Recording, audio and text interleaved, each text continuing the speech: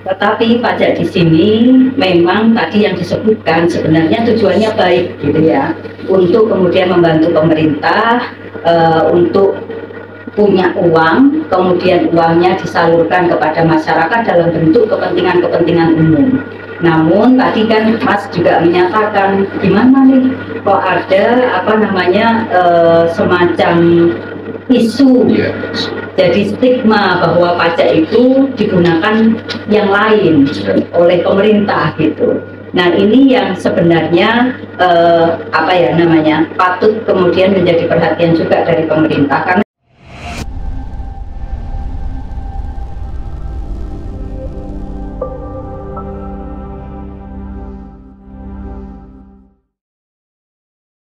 selamat datang di Perennial Law Podcast, karena para perennials akan mendapatkan informasi-informasi terkait dunia kampus, khususnya bidang hukum dan aspek kemahasiswaan lainnya, khususnya juga untuk Fakultas Hukum Universitas Tanjung Pura.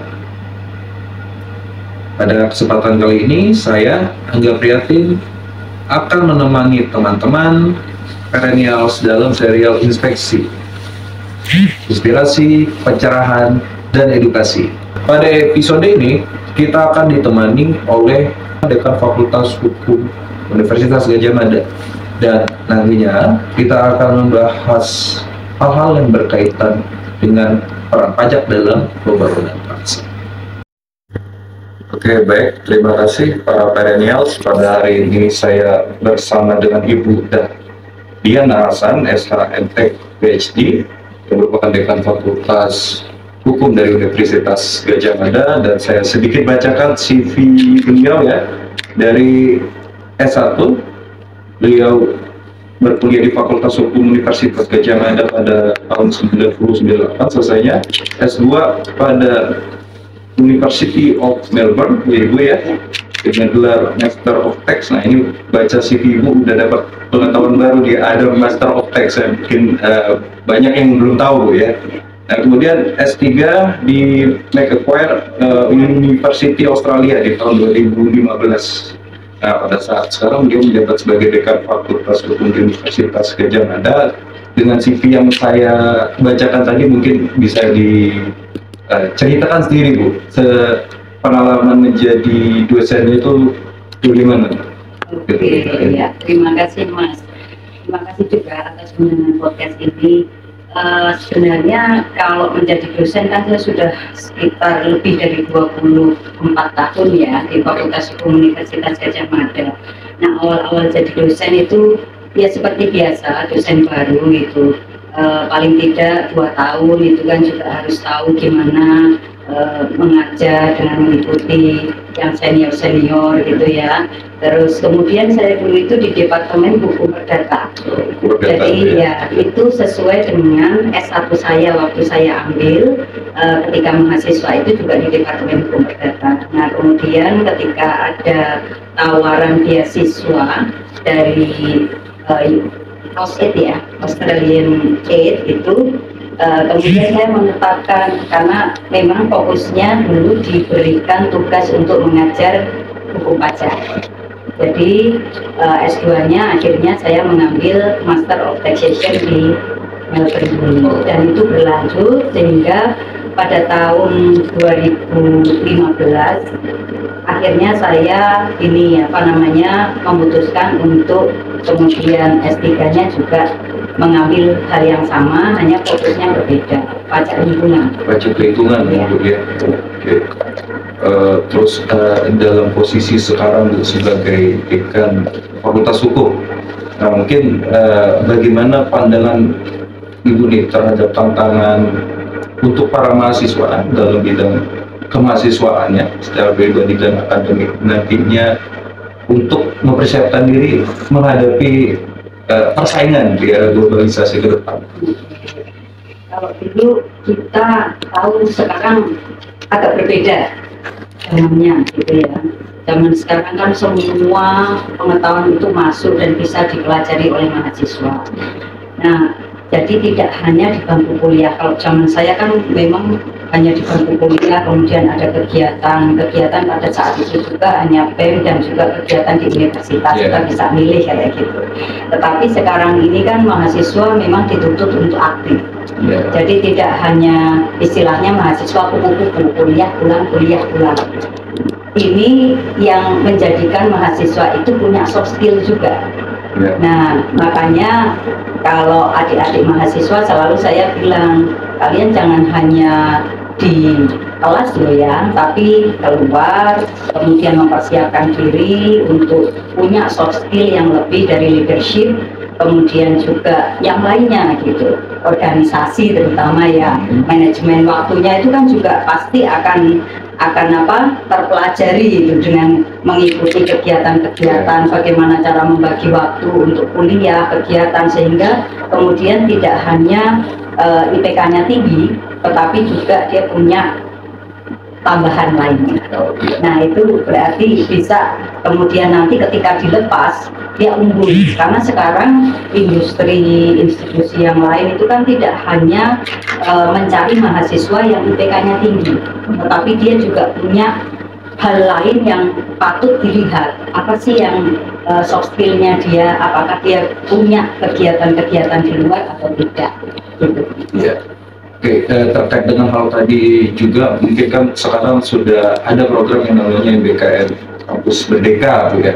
Nah, kita di Untan juga sudah melaksanakan, ada MBKM Riset, MBKM Kewirausahaan, dan mungkin MBKM Magang, dan ada beberapa MBKM lain, sehingga saya ada 8. Nah, mungkin bisa berbagi pengalaman Bu terhadap MBKM yang dilaksanakan di UGM, di Fakultas Hukum khususnya, dan mungkin impact-nya bagaimana gitu mahasiswa mungkin.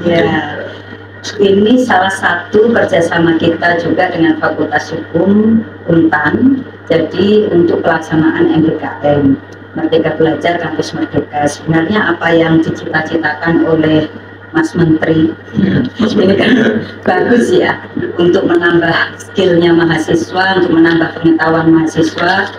Karena ketika mahasiswa dilepas, kadang-kadang kan tidak sesuai dengan apa yang diambil ketika mahasiswa ya. Misalnya Fakultas Hukum, oh ternyata dia kerja di mana kan gitu ya, di industri yang terbesar misalnya kan seperti itu, di dunia misalnya gitu. Nah, ini sebenarnya sangat menunjang kemampuan mahasiswa. Jadi kalau di Fakultas Hukum UGM, sebelum adanya MBKM, kami itu kan juga menawarkan magang. Jadi ada mata kuliah magang. Kalau untuk S1 reguler, kami punya 2 track untuk S1 reguler dan International Undergraduate Program. Itu wajib untuk IUB, tetapi kalau untuk reguler ini kan menjadi mata kuliah pilihan magang itu, atau termasuk salah satu yang kita sebut sebagai mata kuliah PLKH. Ya. Nah, ini kan sejalan sebenarnya dengan apa yang dicanangkan oleh Mas Menteri itu. Sekarang 20 jam mereka harus diberikan kesempatan untuk mengambil di luar Fakultas Hukum UGM, entah itu nanti di universitas yang sama atau universitas yang lain. Nah, ini menjadi pengalaman tersendiri juga bagi Fakultas Hukum UGM, karena harus menyisipkan 20 SKS yang memang kemudian bisa diambil oleh mahasiswa untuk dikonversikan ke dalam kalau yang sekarang totalnya ada 146, berarti 20 SKS dari 146 itu menjadi haknya mahasiswa untuk mengambil di luar. Kalau MBKM-nya yang dilaksanakan apakah hanya magang aja atau ada semuanya? Jadi kami sebenarnya punya satgas yang namanya satgas MBKM. Di level universitas kami punya, di level fakultas kami juga punya. Nah, sekarang ini yang approve kemudian membentuk satu tim tersendiri, kami melibatkan 11 departemen. Jadi silahkan apakah kemudian ketua departemennya ataukah perwakilan departemennya yang nantinya akan approve mahasiswa untuk mengambil mata kuliah lain yang sesuai dengan minatnya. Mungkin ini masuk ke pertanyaan yang berkaitan dengan bidang keahlian Ibu ini tentang pajak. sebagaimana kita ketahui kemarin Bu ya, ada isu-isu yang kurang baik lah terkait dengan pajak nih ya pada saat kemarin. Pada akhirnya menimbulkan sikap kepada masyarakat awam Bu ya, yang pada akhirnya sampai timbul kata-kata ngapain bayar pajak, ujung-ujungnya bermasalah lah pada akhirnya untuk mengelola. Nah mungkin untuk mengeluarkan Ibu boleh disampaikan pendapat Ibu lah ya tentang bagaimana peran pajak ini ya, entah pajak yang sifatnya nasional dan juga pajak yang daerah. Nah ini untuk pembangunan masyarakat. Oke, kalau bicara masalah pajak ini kan sebenarnya sudah dari zaman dahulu ya. Kita ketahui dari zaman kerajaan sampai dengan sekarang ini familiar lah dengan kata pajak. Nah kalau pajak sendiri kalau di Jawa itu kan ada namanya pajak gitu ya, pasokan pajak. Jadi setiap masyarakat, ini anggota masyarakat akan selalu dimintai untuk memberikan sesuatu kepada, kalau dulu kepala suku, entah itu nantinya inatura ataukah kemudian bentuknya uang gitu ya. Nah sekarang kan berkembang dan sebenarnya loh Mas, kalau fungsi pajak itu kan tidak hanya fungsi budgeter atau fungsi untuk memasukkan uang sebanyak-banyaknya ke dalam kas negara, tetapi fungsinya itu juga ada fungsi lainnya, utamanya adalah fungsi reguler atau fungsi mengatur, berarti mengatur di luar keuangan negara. Nah kalau kemudian kita lihat pajak-pajak atau jenis pajak yang ada di level nasional maupun level daerah, ini kan sebenarnya juga kita harus lihat jenis pajaknya itu apa. Apakah nanti yang menonjol fungsi budgeternya ataukah yang menonjol fungsi regulernya. Tetapi pajak di sini memang tadi yang disebutkan sebenarnya tujuannya baik gitu ya, untuk kemudian membantu pemerintah untuk punya uang, kemudian uangnya disalurkan kepada masyarakat dalam bentuk kepentingan-kepentingan umum. Namun tadi kan Mas juga menyatakan gimana nih kok ada semacam isu, jadi stigma bahwa pajak itu digunakan yang lain oleh pemerintah gitu. Nah ini yang sebenarnya patut kemudian menjadi perhatian juga dari pemerintah, karena saya pernah meneliti ya Mas, ketika kita bicara tax compliance atau kepatuhan pajak, yang paling tertinggi itu adalah internalisasi di dalam diri wajib pajak. Tetapi itu kan sangat sulit untuk mencapai internalisasi gitu ya. Karena apa? Ternyata ada trust kepada pemerintah. Kemana nih uang pajak digunakan gitu. Where the money goes gitu ya. Nah ini yang menjadi PR juga buat pemerintah untuk kemudian menyatakan kepada masyarakat bahwa tidak terjadi hal-hal di luar yang diekspektasikan oleh masyarakat. Ada laporannya. Sekarang sebenarnya sudah ada kita namakan perpajakan modern. Jadi tidak kemudian berhadapan antara wajib pajak dengan petugas pajak, itu meminimalisasi terjadinya hal-hal yang tidak diinginkan. Nah, iya, gitu. Sebenarnya itu ya. Kemudian yang kedua itu juga peraturan perpajakannya kalau di Indonesia katanya too complicated. Jadi tidak hanya belajar undang-undang pajaknya. Nah, ada berbagai peraturan di bawah yang kemudian kadang-kadang tidak sesuai sehingga kemudian menimbulkan sengketa pajak. Nah, ini yang kemudian kita bilang tidak memenuhi aspek tax compliance, sehingga internalisasi dari apa yang diharapkan tadi kepatuhan pajak itu tidak menjadi tujuan utama karena masih di tengah-tengah gitu ya. Gitu. Ya, berkaitan juga dengan pajak Ibu, ada isu juga di Kalimantan Barat ini Bu, yang dimana wilayah Kalimantan Barat ini sebenarnya salah satu wilayah yang merupakan penghasil CPO, palm oil terbesar.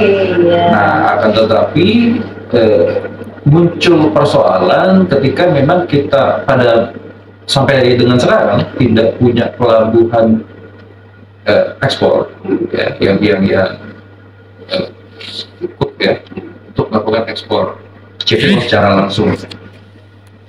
kemudian diambil alihlah oleh provinsi lain nih proses ekspornya, dan mengakibatkan pajak ekspor barang dari Kalimantan Barat, CPO dari Kalimantan Barat ini kemudian dinikmati pajaknya oleh daerah yang tidak menghasilkan sebenarnya, bukan wilayah asal gitu, dan pada akhirnya kan juga tidak bisa memberikan kemanfaatan ya Bu ya pada dalam aspek perlindungan dan tidak legal.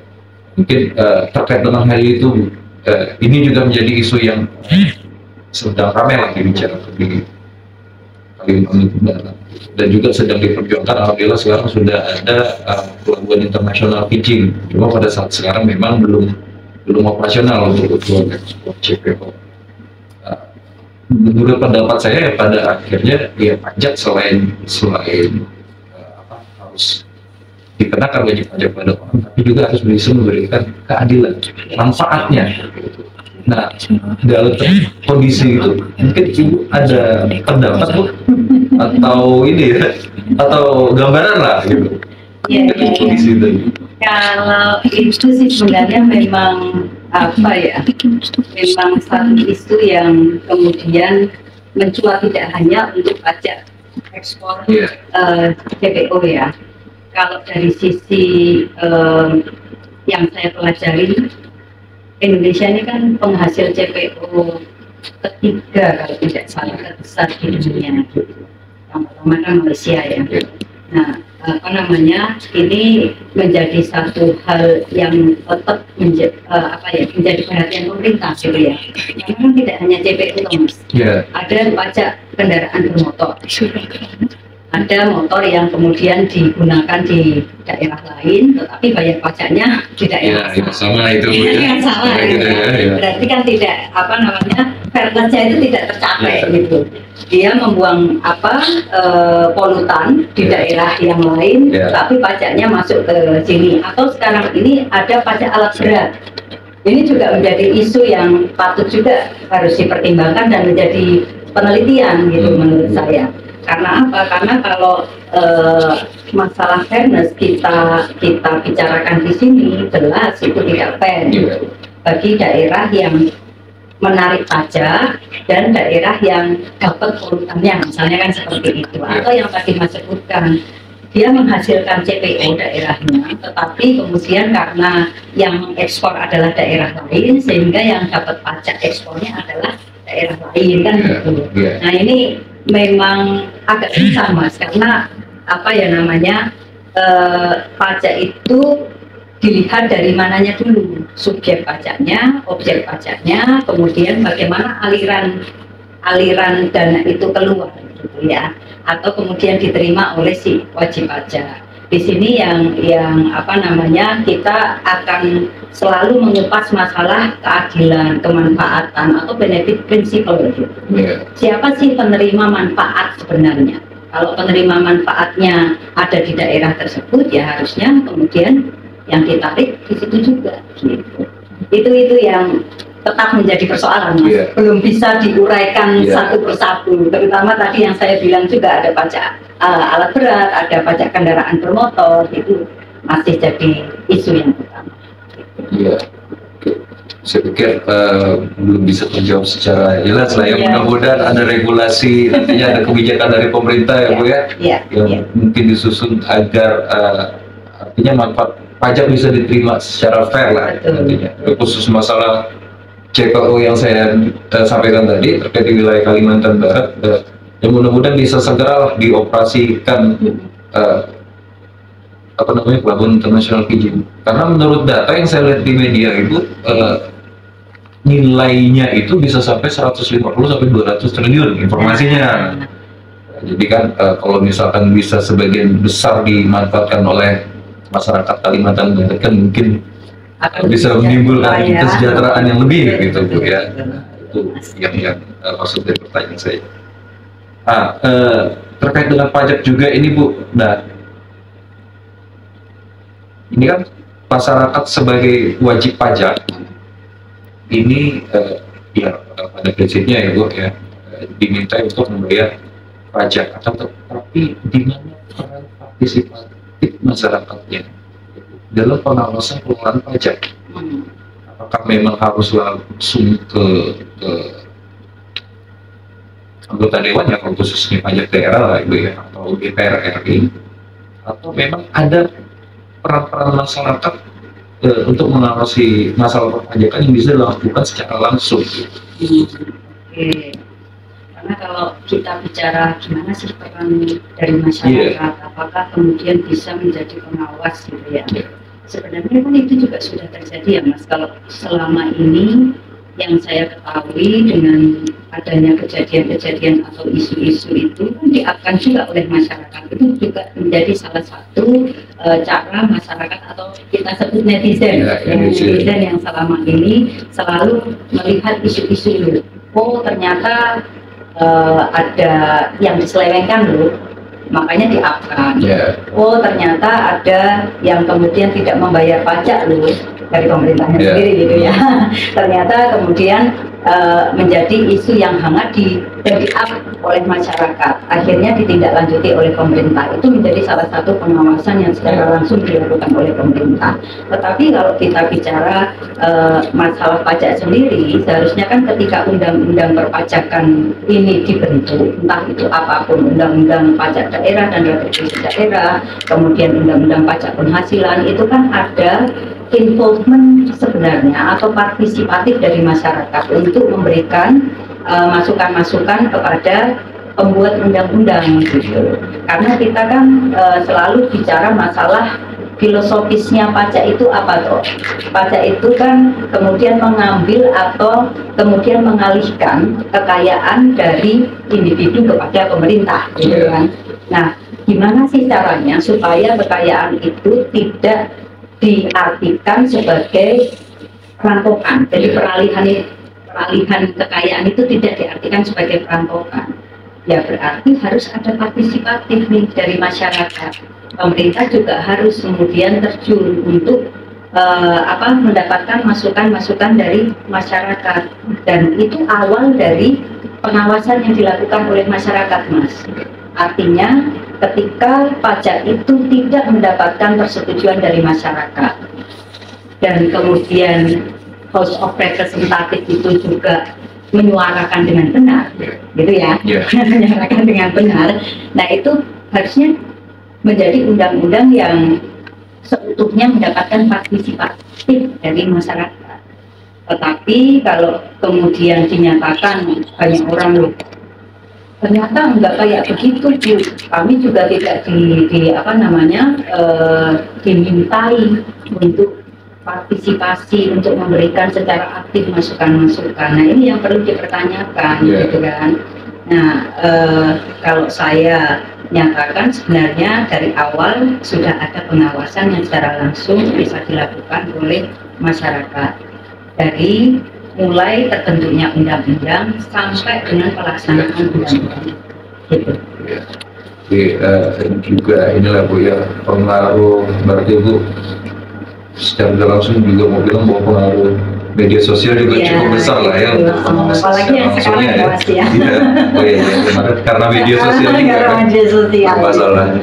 Jadi kita tahu semuanya, oh ternyata kayak begini, oh ternyata banyak yang diselewengkan kan gitu. Kalau ini ya disebut sebagai kekuatan netizen. Iya, netizen power.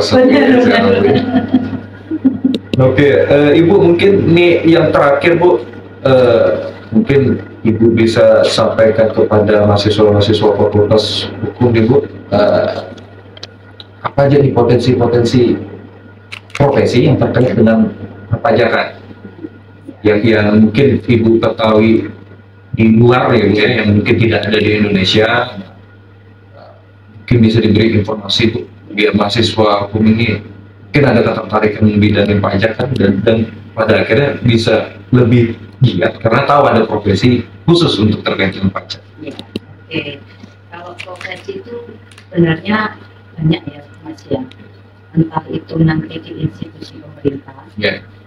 Kalau misalnya kita bicara ada direktorat keuangan gitu ya, ada di JP juga, kemudian ada di JPC, Bea Cukai. Nah itu semua bisa masuk atau menjadi salah satu profesi yang kalau kita sebut terkait dengan perpajakan. Tetapi sebenarnya kalau mau free, tidak terikat dengan institusi, nah itu kita punya ada konsultan pajak. Ya, kemudian kalau di luar itu tax agent ya. Tax agent itu kan benar-benar dia kemudian punya klien, menghitungkan jumlah pajak dari wajib pajak, kemudian ya semuanya terkait dengan masalah SPT gitu ya kalau di sana, sehingga benar-benar terbantu. Tapi di sini kan sepertinya belum tergerak untuk hal tersebut gitu ya, karena takutnya bayarnya mahal, kayak gitu. Tapi itu beberapa profesi-profesi yang memang bisa dimasuki oleh mahasiswa Fakultas Hukum yang mengambil hukum pajak. Bisa juga jadi dosen loh kalau ada. Dosen juga pasti gitu. Kalau ada departemennya. Tapi kan di tiap-tiap universitas kan pasti meskipun tidak ada departemen tersendiri seperti Fakultas Hukum UGM, itu kan ada departemen hukum pajak. Nah itu pasti juga ada pelajaran atau mata kuliah yang terkait dengan hukum pajak, meskipun itu hanya basic. Nah ini sebenarnya bisa dimanfaatkan pengetahuan pajak tersebut, karena kita juga tidak hanya bicara di level nasional, di level internasional juga banyak gitu ya, tentang potensi-potensi pekerjaan yang bisa dilakukan gitu. Karena kita bicara juga ada hukum pajak internasional, bisa masuk ke Kementerian Luar Negeri juga gitu loh. Ada negosiasi, kita kan tahu ada tax treaty atau double tax treaty gitu, sehingga di situ perlu negosiator tuh, perlu tahu gimana sih yang dibutuhkan oleh Indonesia untuk membuat perjanjian dengan negara lain. Nah itu salah satunya Mas. Tapi tadi yang di luar negeri baru Ibu sebut satu tax agent Bu ya. Tax agent. Yang saya tahu mungkin di Indonesia ada juga tax lawyer Bu ya, pengacara khusus di pengadilan pajak ya. Itu saya lupa apakah harus ada kriteria khusus, sehingga saya sudah dicabut dulu di MK Bu ya, pengacara yang profesi yang sifat umum tidak perlu spesialisasi bisa berpraktek gitu. Nah kalau di luar negeri Bu, selain itu tax agent tadi Bu, kalau di luar negeri itu ya biasanya memang yang terkait tadi negosiasinya itu gitu. Yang tax agent tadi mungkin fungsinya sama dengan konsultan pajak, cuma langsung mengurusi mengurusi jadi semacam notaris itu Mas kalau di sini ya, antara klien dengan notaris, kemudian dia menghitungkan, kemudian memperhitungkan, melaporkan. Nah ini semua tugasnya tax agent. Tetapi kalau di Indonesia kan ini memang belum populer ya untuk konsultan pajak, apalagi kan wajib pajaknya kan kita heterogen ya, beragam dengan level pendidikan. Itu sebenarnya bagus untuk peluang-peluang pekerjaan bagi lulusan hukum pajak ya. Mungkin cukup pertanyaan dari saya Ibu. Terima kasih masukan yang berharganya Ibu. Sampai ini mungkin baru pertama kali Bu ya ke Kota Pontianak ini. Baru pertama kali. Ini ada semacam petua Ibu, semacam petua mitos lah mungkin bisa dikatakan gitu. Katanya kalau misalkan orang datang ke Kota Pontianak ini minum air sungai Kapuas Ibu, nanti balik lagi ke sini. Gitu ya? Saya harap Ibu nanti bisa balik lagi ke sini lah ya, untuk memberikan hal yang baru. Mungkin juga bertemu lagi di Perennial Podcast ini. Terima kasih Ibu atas waktunya. Mohon maaf mengganggu waktunya yang sangat padat ini jadwalnya ini. Ya, mudah-mudahan saya juga berkesempatan nanti ke Sungai Kapuas ya. Sungai Kapuas. Mitosnya mungkin salah Bu. Takutnya saya Ibu minum sakit perut lagi gitu ya. Oke Bu, sekali lagi terima kasih waktunya Ibu. Terima kasih Mas. Oke, terima kasih kepada seluruh teman-teman Perennials yang telah setia menyaksikan serial inspeksi pada kali ini. Mohon klik, komen, share, dan subscribe YouTube dari Perennial Podcast dan juga follow akun Instagram Perennial Law Podcast yang dengan nama @perenniallaw.id. Terima kasih telah menonton.